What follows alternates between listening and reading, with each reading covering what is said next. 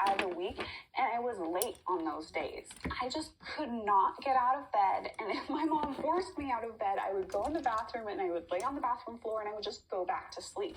And then after going to half a day of school, I would come back home and I would go back to bed. That was how exhausted I was. And during this time, while this exhaustion was taking over my life, I also happened to be in therapy.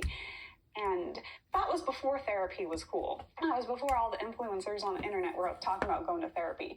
They took me missing so much school and me being in bed all the time as me being depressed. And I got misdiagnosed with depression. And that misdiagnosis, I would say, ruined my life for years. They put me on antidepressants. I remember feeling like a weird zombie on these things, and it was just awful. Now, for some people, they totally worked, but again, I was misdiagnosed. I shouldn't have even been on them, and so for me, they just had bad effects. And the way people started treating my being so exhausted and me missing so much school was as if I was doing it on purpose. Like if I just tried harder, if I tried to be less depressed, I could go to school all the time and be fine. And I remember just being like, no, I'm so tired. And they're like, no, the tiredness is just a symptom of the depression and you need to snap out of it, right? My therapist literally told me that maybe it was just going to take me hitting rock bottom, living as a homeless person under a bridge for me to stop being lazy. And I just want to take this as a moment to sort of have like a public service announcement on this topic, which is now that therapy is becoming a lot more popular, I just feel like so many people talk about the positives of therapy. I just want to have a safety message about therapy, which is if you do go to therapy and your therapist ever makes you feel like you are worthless, that nobody cares about you, that nobody loves you, that you're a failure, or any negative thing like that, that therapist is not a good therapist, and you are awesome, and you are amazing, and you deserve a way better therapist than that. I've had amazing therapists and mental health care professionals in my life, and I have had awful ones. I actually once had a psychiatrist tell 16-year-old me that nobody cared about me, that my friends didn't really like me, and that nobody would care if I died. And I'm not alone in this experience. I've talked to other friends and acquaintances, and they've had mental health professionals say very similar things to them. I think one of the reasons abuses like this can happen within the mental health sphere is because once you're labeled like mentally ill, nobody takes you seriously. Because whenever I've tried to complain maybe to administration or other people about the way I was being treated, the administration always pretty much reacted like, oh, well, you're mentally ill, so we don't believe you. And so I do think that sadly, sometimes people that go into the mental health profession go into it because it's a position of power that they can use to abuse other people and get away with it. Now, again, I have had amazing therapists and I've had clearly questionable ones. But I guess I just felt the need to say, now that it's becoming popular to go to therapy, you deserve the best. And you are awesome. And if any therapist ever tells you otherwise, just tell them Ellie Dashwood says you're awesome, and they need to realize that. And this is the end of my public service announcement. If your dog has food sensitivities, their food might have ingredients that don't agree with you or... But back to high school me, who was exhausted and couldn't go to class and had people telling her it was because she was lazy and she just tried better, she would stop being so tired. As a kid that was very perfectionistic and overachieving, this was so hard on me mentally. And of course, being told that if I only tried harder, I could fix it. The overachiever in me wanted to try harder, but I just couldn't. It was like this force of exhaustion that was just pulling me down. Like I was sinking and I just couldn't fight it. And I know I've talked before in other videos about how I am kind of a workaholic. And the other day, I went to lay down and just rest. And I felt guilty. And at first I was like, why do I feel guilty for just resting? And I do think it all goes back to this time period where when I rested, I was being told that I was lazy and gonna end up homeless living under a bridge. And that really did a number, I think, on my approach to life, to work, and how I manage my health and my body. And that's definitely something I still clearly need to work on. Anyway, I was still exhausted going into college. I was still on all of these antidepressants. I was still feeling awful and feeling really awful about myself. But after I graduated from college, I just got tired. Mentally tired of being told I was depressed. I got mentally tired of being on all these medications that I didn't like how they made me feel. So I went off them all, much to my doctor's chagrin. And I felt better than I had in such a long time. And I remember realizing, laying in bed once, just feeling exhausted. I'm like, I'm not depressed right now. I was never depressed when I was laying here exhausted, other than about the fact that people were telling me I was failing at life. I'm just tired. Then I got this brilliant idea of like, hey, I'm tired. I should request an appointment with a sleep specialist. I mean, sleep plus exhaustion, those things go together. So I go into my doctor and I'm like, I would like a referral to a sleep specialist. And he was like, no, you just need to go back on the antidepressants. And I was like, no, I just want a referral to the sleep specialist. Hi, baby. And he was like, okay, I'll write it, but really you just need to go back on the antidepressants. Guys, within the first 5 minutes of my appointment with the sleep specialist, he figured out that I have narcolepsy. To help explain what narcolepsy is, here is Educational Ellie. What is narcolepsy? Well, it's a serious neurological disorder. The type I have is called type 1 narcolepsy. And like type 1 diabetes, it's an autoimmune illness where the immune system attacks certain cells in the body. In this case, it attacks cells that create a neurotransmitter called hypocretin. Hypocretin is supposed to regulate the sleep-wake function of the body, and without it, narcoleptics struggle to stay awake during the day.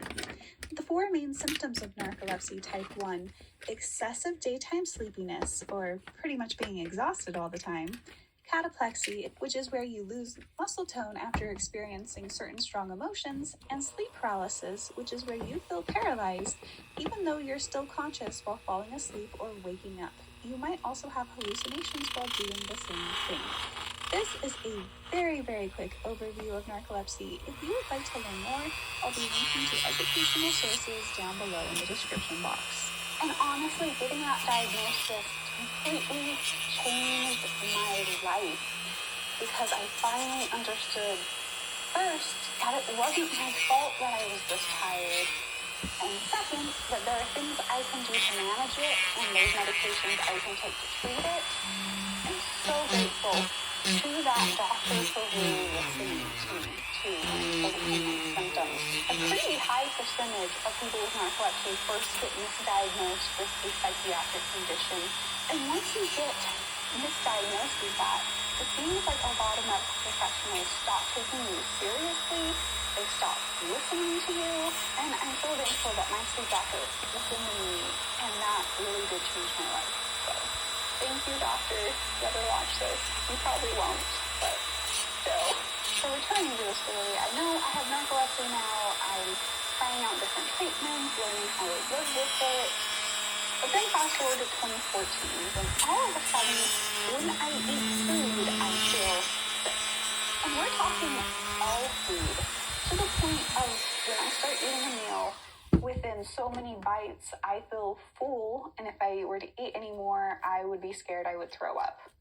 And so I would just stop eating. Now, when this very first started, I was like, okay, I guess my body just gets full easily. But the thing is I started losing weight. And I started losing more weight and more weight and more weight. And the amount of food I could eat kept shrinking and shrinking and shrinking, and I just started feeling sick in so many different ways. So I finally did go to the doctor and be like, hey, I feel sick all the time.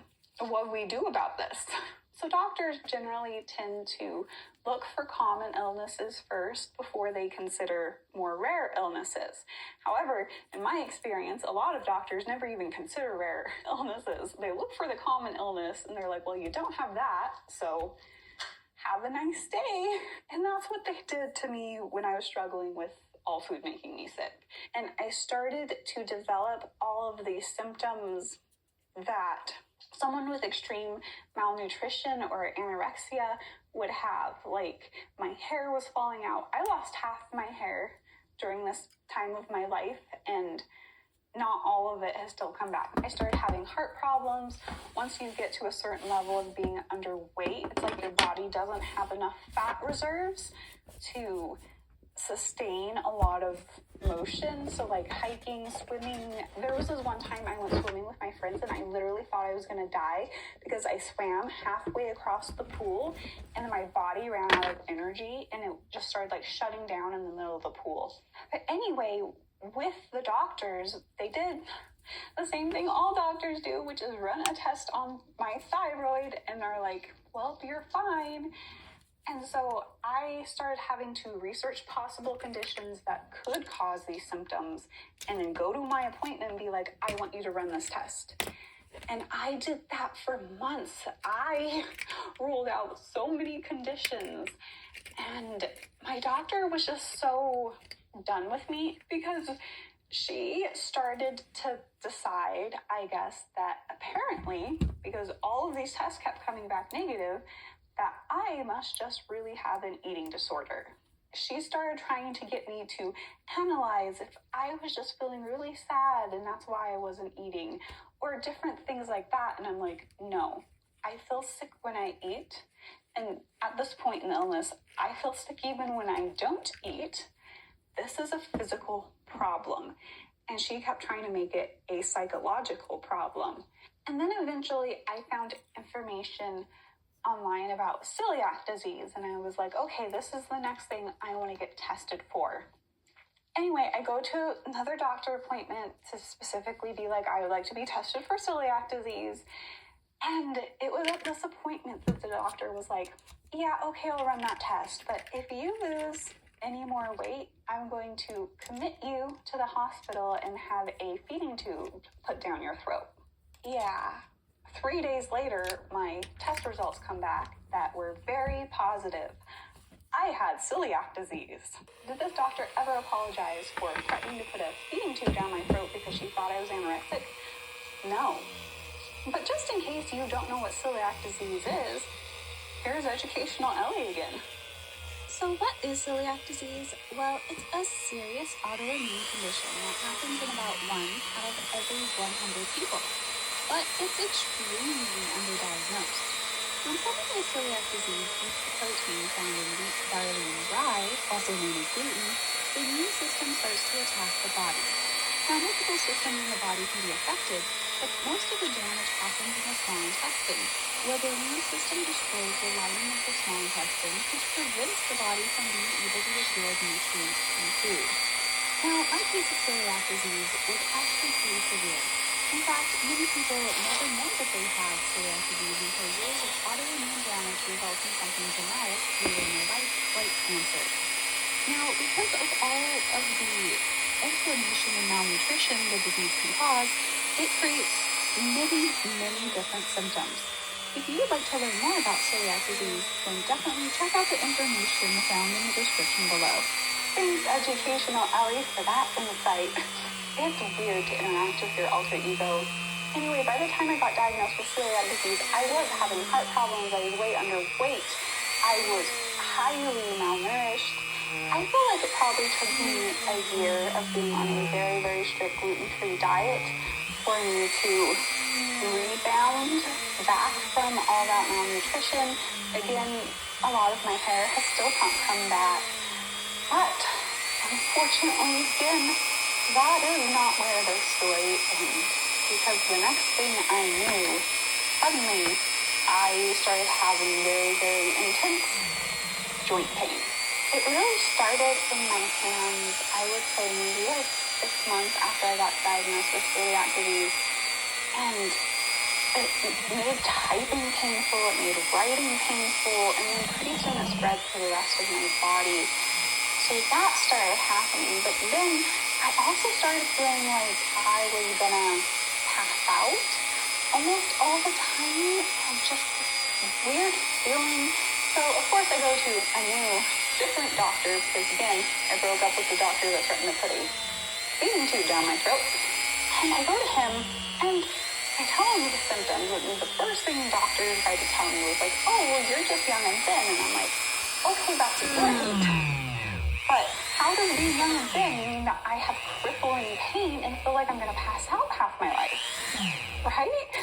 That doesn't add up. Eventually the doctors did the other thing doctors will do, which is like, well, maybe you're just anxious about stuff. And I'm like, I'm not anxious. I'm in pain and about to pass out. So I switched to a different doctor. And he was a lot more helpful. I feel like he listened to me a lot more. So he was like, well, have you tried Googling your symptoms? And I was like, isn't that what most doctors tell you not to do? Google your symptoms? And I was like, okay.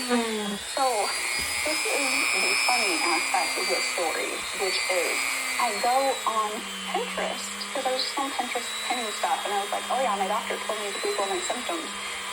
I searched it within Pinterest, and something came up about hypermobility and Ehlers-Danlos syndrome, and I remember thinking, wait, you mean not everybody can do all these weird, crazy stretching things? I thought that was normal. Apparently, that's not always normal.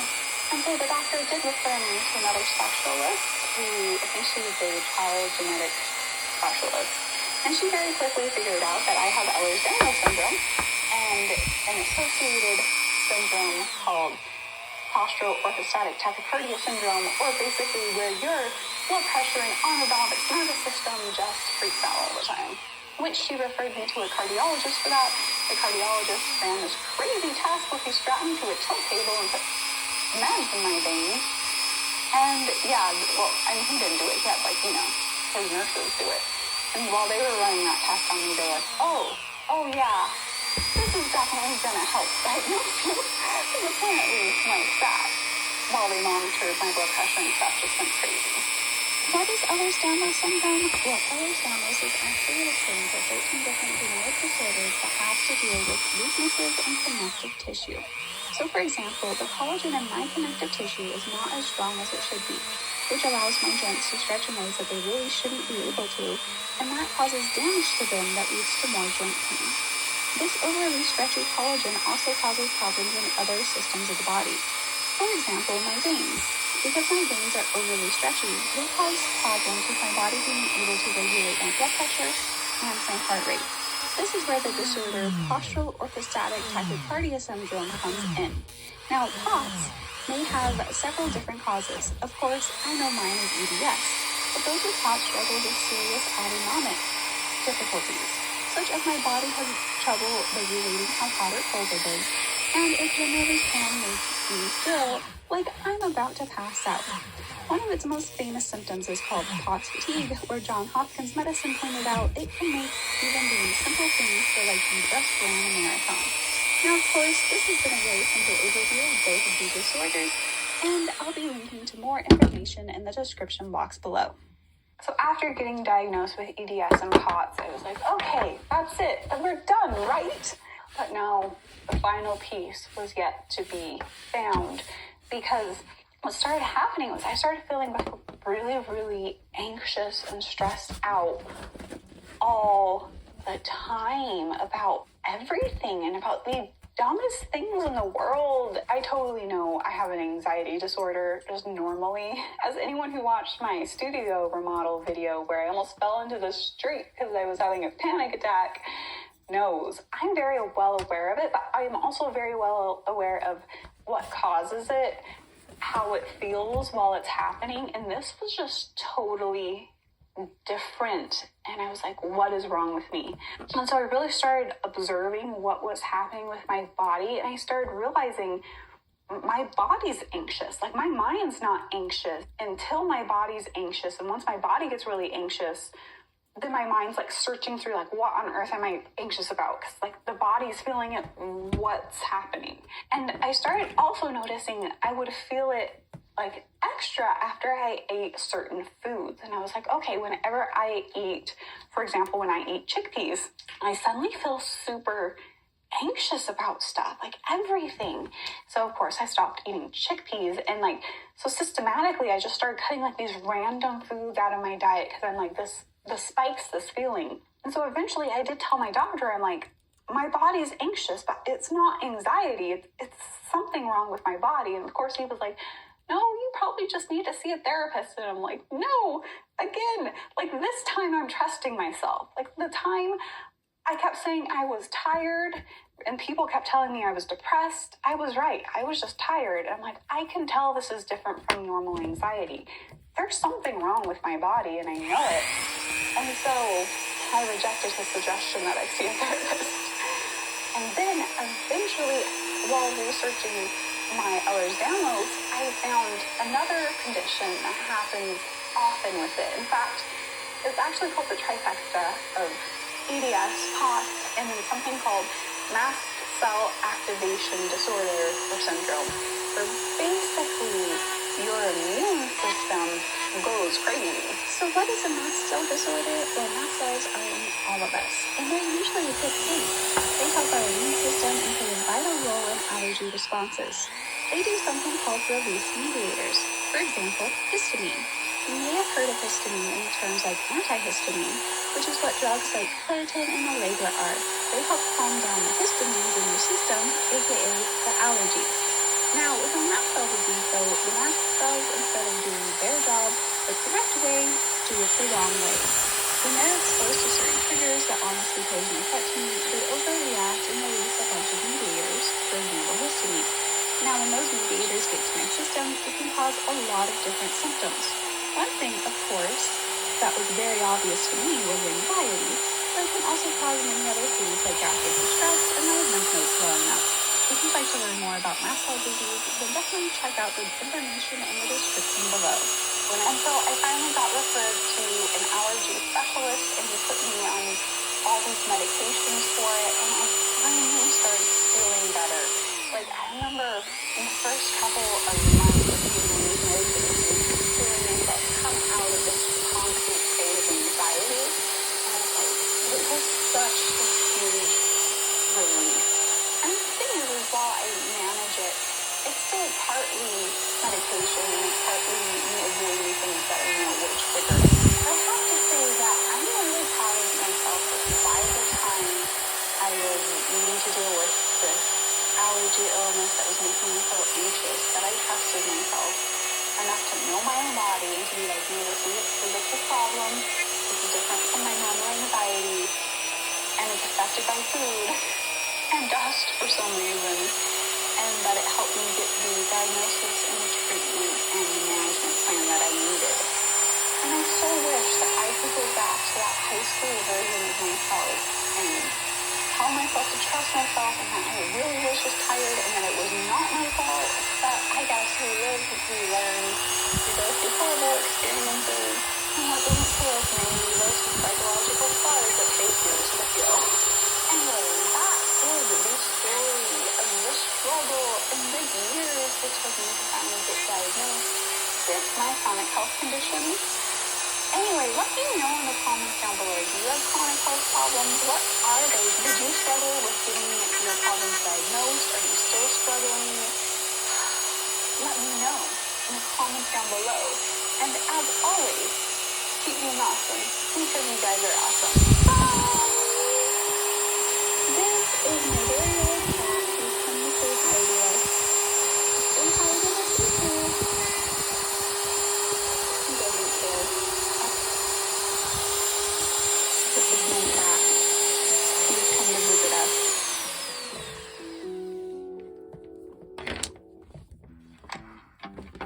That feeling you get when you're getting an incredible deal. When you're spending less and getting more. When every aisle offers quality items at the best.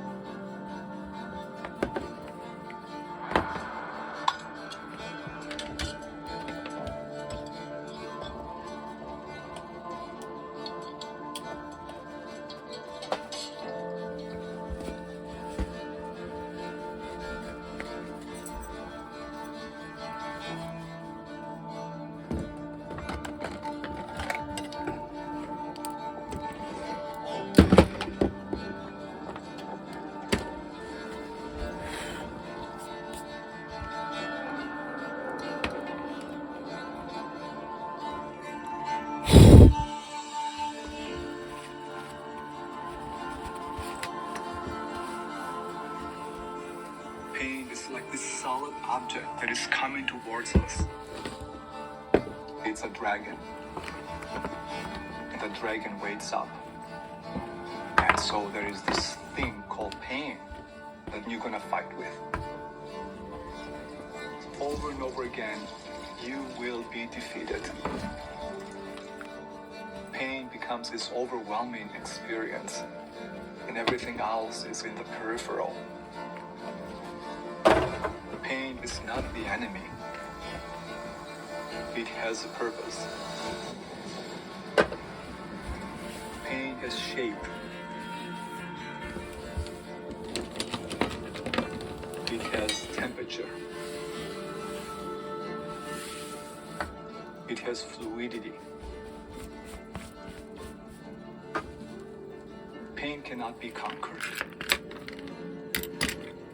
It cannot be escaped.